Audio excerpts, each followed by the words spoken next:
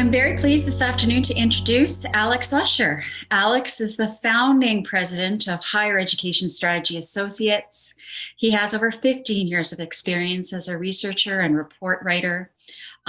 Throughout his career, his involvements have focused on the context and policy environment of post-secondary education.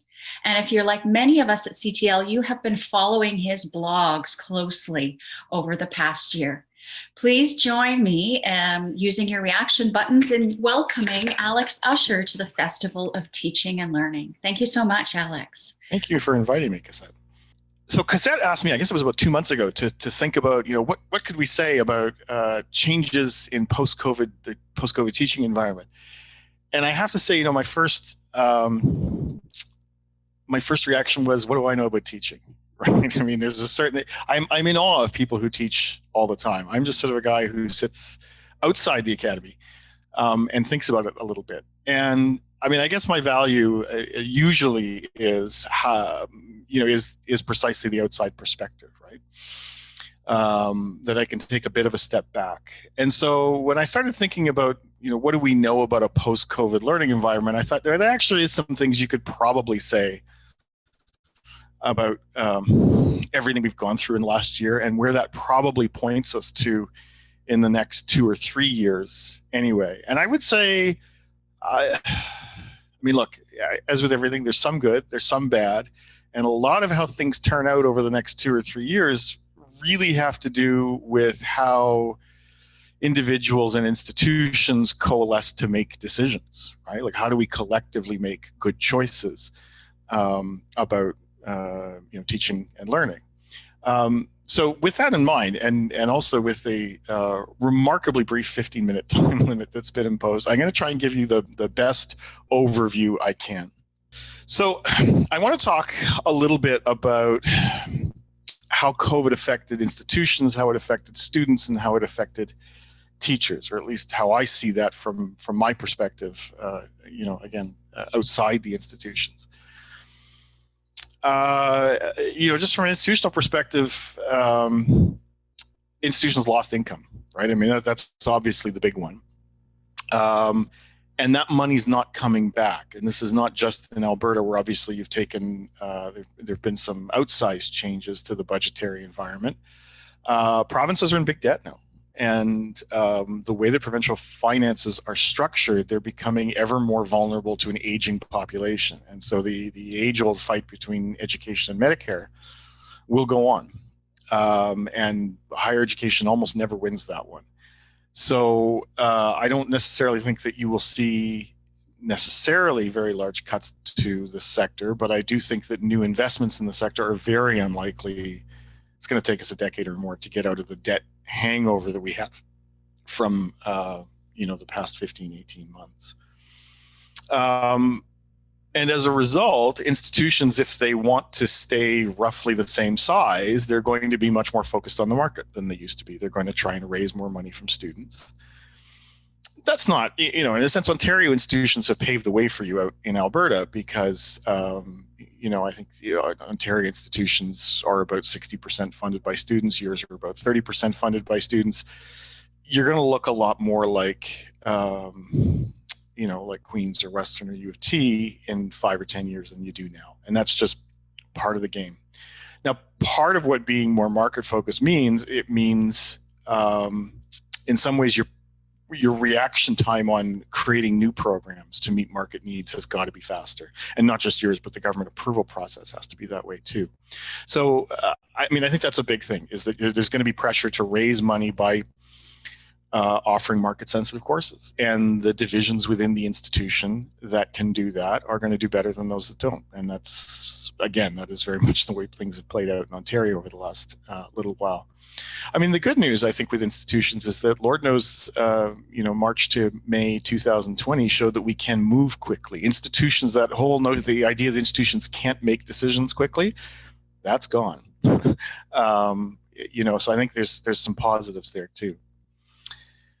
When we look at students, and I'm sorry, my computer is not, there we go. Okay.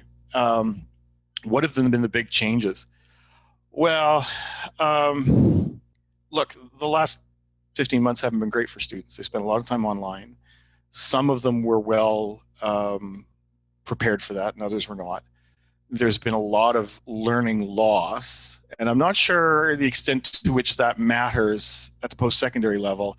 I think particularly those of you teaching first-year courses are going to see it next year from people who, have had their lives disrupted since midway through grade 11, right? I think those first-year students, I think the kinds of first-year courses you have, the kinds of academic assistance that's going to have to be required. I mean, it's always a big step up, but in effect, this is like a step and a half up from from people going from secondary to post-secondary.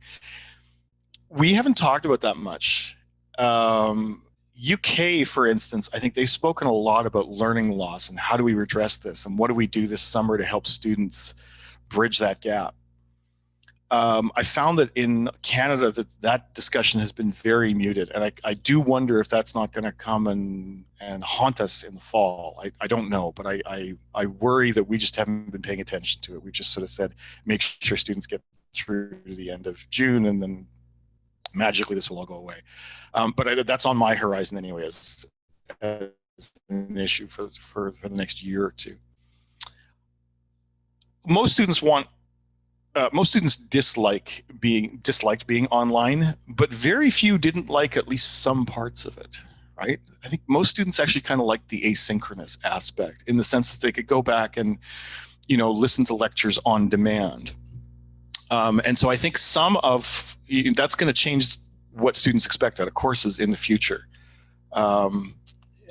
So even if everybody wants to go back to the way it was, that is, we do things in person, there are some of what was produced this year that they're still going to want. It's going to be a lot of work to satisfy that desire, right? But again, if you're being market focused, those are the kinds of things that you have to pay attention to. The other thing we've discovered is that some students like the remote asynchronous aspect a lot, right? So I would say there's about 20% of students from the work that we've done that actually don't want to go back, right? They actually preferred this year's experience to previous year's experience. And by and large, those students are ones who were not well served by the traditional campus to begin with. So students who are older, part-time, have, not the traditional 18 to 21-year-olds. They really like it. Like, why would they go back? And the question is really, how do you meet their interests and needs? I have some thoughts on that what I'll come back with, but I really do think this is a big question because 20% of undergraduate students, that's pretty close to 200,000 students. That's a lot of money and a lot of students to serve across the country, and institutions that are able to tap into that market, I think will do very, very well. What do we know about instructors and what it's have? Well, exhaustion's one of them, right? I mean, this was an incredibly exhausting year. I am, in some ways, I continue to be in awe of the work that everyone has put in to get us through this year. And I think it's not just that people worked hard.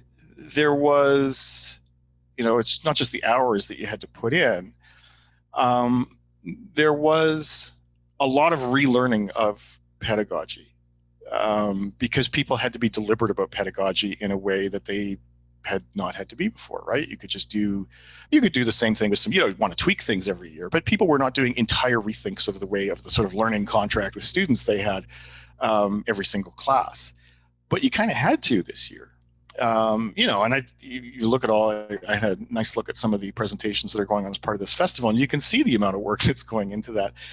That's not going to go away just because we go back into the classroom, right? I mean, I think we suddenly have a huge amount, professors who are, and instructors who I think have a much better grasp of pedagogy. And I think that's going to create improvements for the entire learning system for years to come.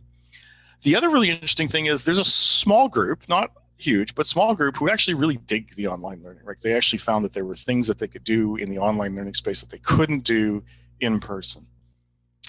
And that's good because I think we're going to be asked to deliver a lot more remote or online learning. And it's great that we now have these professors who not only know how to do it, but want to do it because they find it interesting. So those, to me, at a very, very high level, those are the three sets of changes that we've gone through. And as a result of those three sets of changes, I think there's three big directions, right? And the first one is that we're looking at a permanent increase in remote teaching. And there will be good reasons and bad reasons to engage in that. The bad reasons are is that some people are going to say, hey, it saves money, and we're back to those MOOC debates of 2012 where, universities were going to get undercut by institutions that didn't charge anything because it was so cheap to, you remember the discussion. I don't think we should be moving to online education in order to save money. I do think we should do it because it's more convenient for some people and because it's better for some things. And I think we now have a significant critical mass of both students and professors who are able to, who've seen that, and therefore there's a market and there's the ability to meet that market over the next couple of years. The problem is, I think this requires some specialization. I don't think, there was an interesting article in the Toronto Star a couple of days ago by Kareem Bardisi, and he was quoting the research that I just quoted you about 20% of students being interested in this online delivery. And he was saying, well, we've got to meet those 20% of students. We've all got to go out there, and every university's got to find ways to reach those students. And I'm thinking that's actually really inefficient.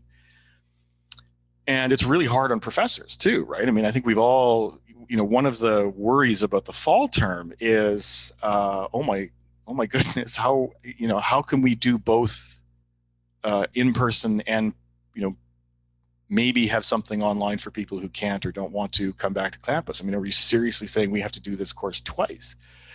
And I don't think you can do it twice. I think that's unreasonable to ask of professors. And I think everyone will figure that out pretty quickly if anyone ever tries to push it on a university teaching staff.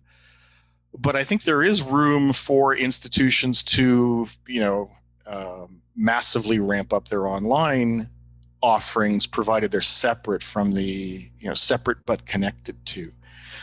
Not everyone's going to be able to do it because it means you have to change. There's a whole bunch of things around registrarial activities you have to change. There's a whole bunch of student information systems you have to change. There's a whole bunch of investments in IT you have to change.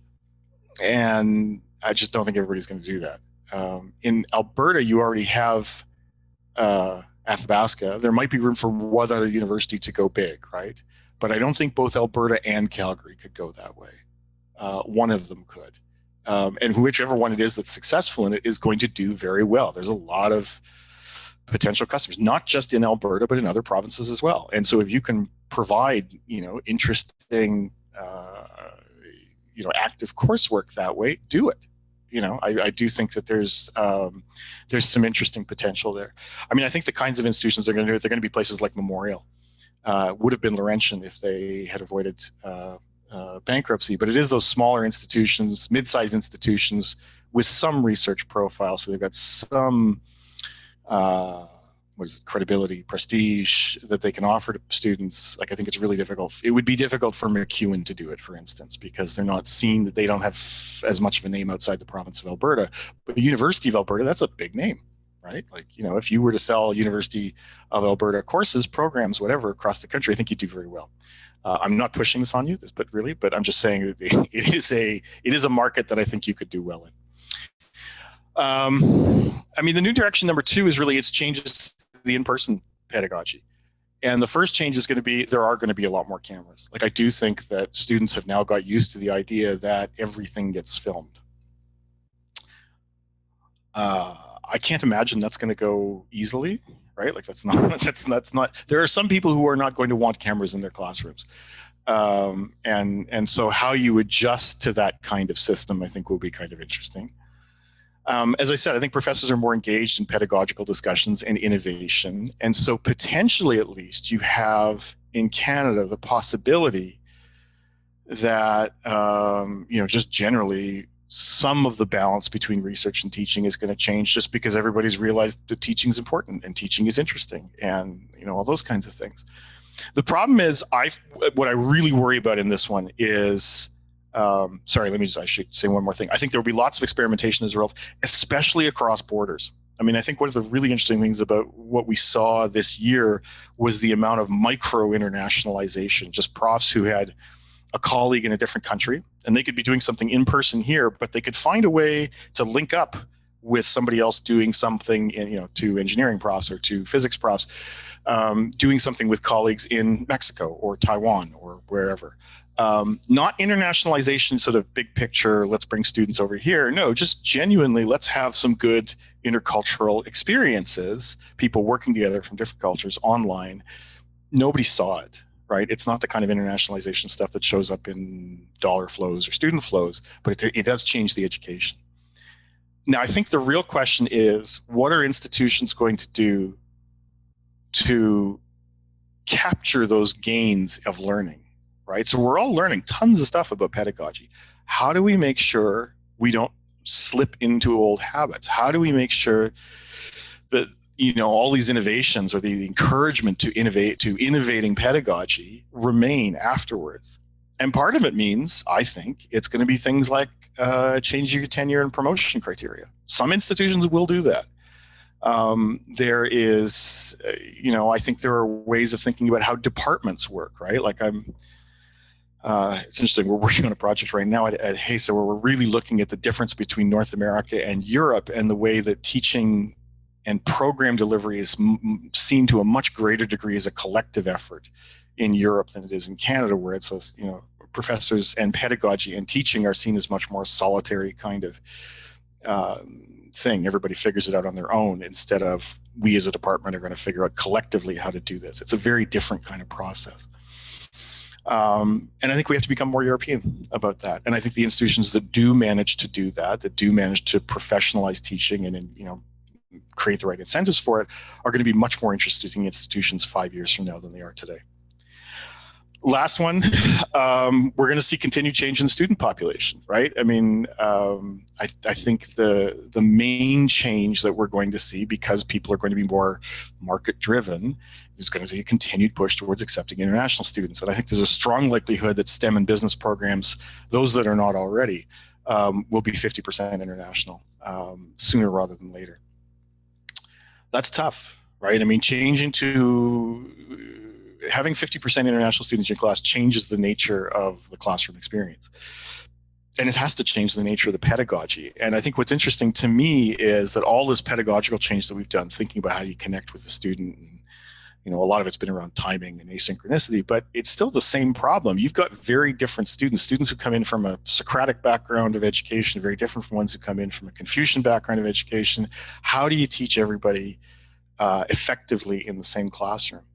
And again, in a lot of cases in Canadian universities, individual instructors have been left on their own to deal with the change that has been happening for years, right? We've been increasing international student numbers for years. And not necessarily, you know, I mean, everybody individually goes to the Center for Teaching and Learning and those kinds of, it's not that there's no resources involved. I don't mean to put it that way. But it's still sort of up to individual professors to, you know, think about it. But I think institutions are going to have to be much more deliberate about the way they teach international students. So again, that's going to get back to that issue of what's the institutional role in pedagogical innovation. And I don't mean, you know, there's a provost up there who's going to tell you how to teach your classes, but rather there does need to be ways that that people work collectively towards solutions in these areas. And that's it. Guys, that's the best I can do about how COVID is going to teach change the teaching environment specifically. I hope there's at least some insight in there, and I'm really looking forward to taking some of your questions.